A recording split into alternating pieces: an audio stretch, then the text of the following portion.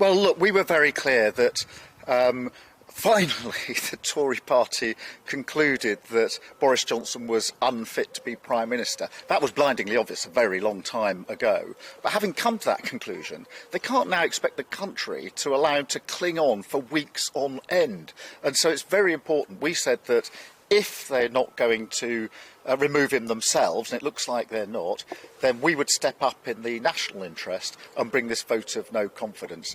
And frankly, any Tory that in the last few days has said they don't think the Prime Minister's fit for office because he can't tell the truth, he can't be trusted, how can they tomorrow go through the lobby to say he should stay in power for another few weeks? I think it's very important that we step up and take whatever steps we can to remove him from office. He's unfit for that office.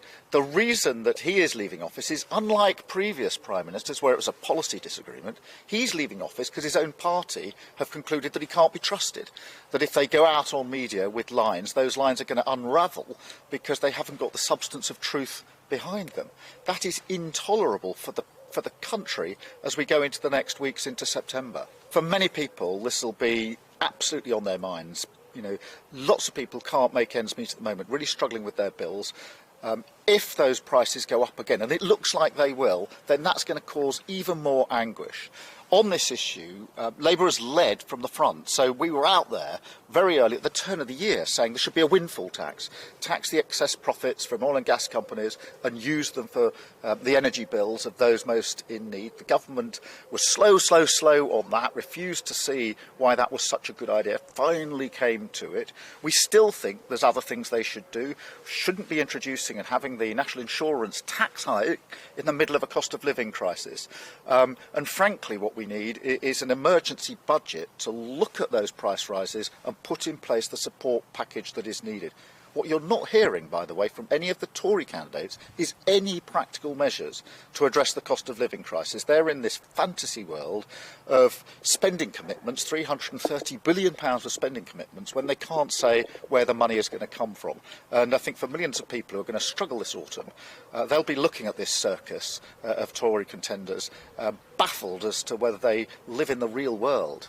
Well, we do think cutting VAT on energy bills is the right way forward. We don't think the national insurance tax should have been put in place, and an emergency budget will be an opportunity to deal with that.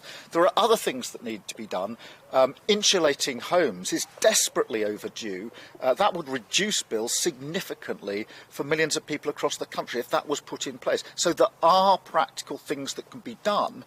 But unfortunately, we've got a government that is, absolutely asleep at the wheel now, dysfunctional, and millions of people who are struggling with their bills will be looking at what's going on, with bewilderment and real alarm that you've got a group of wannabe Tory leaders who are not even talking about the single most important issue facing the country. Grow the economy, reboot the economy, rebuild, re-energise our public services which are broken, and unite the country. That is the mission of an incoming Labour government, and that's why we need not just change at the top of the Conservative Party, this circus that's going on at the moment. We need something much more fundamental than that. We need a fresh start for Britain under a Labour government, so we need a change of government. So we're very clear. Build that economy, grow the economy. It's the single biggest failure of this government over 12 years. Fix our broken public services and unite our country. No more of this divisive politics. But are we going to hear how that all happens? Well, I set that out in a speech yesterday in Harrogate, what we would do to grow the economy. We've got the climate investment pledge, we've got the skills agenda we've already put in place. Buy, make, sell in Britain, that was a policy we unveiled at conference last year.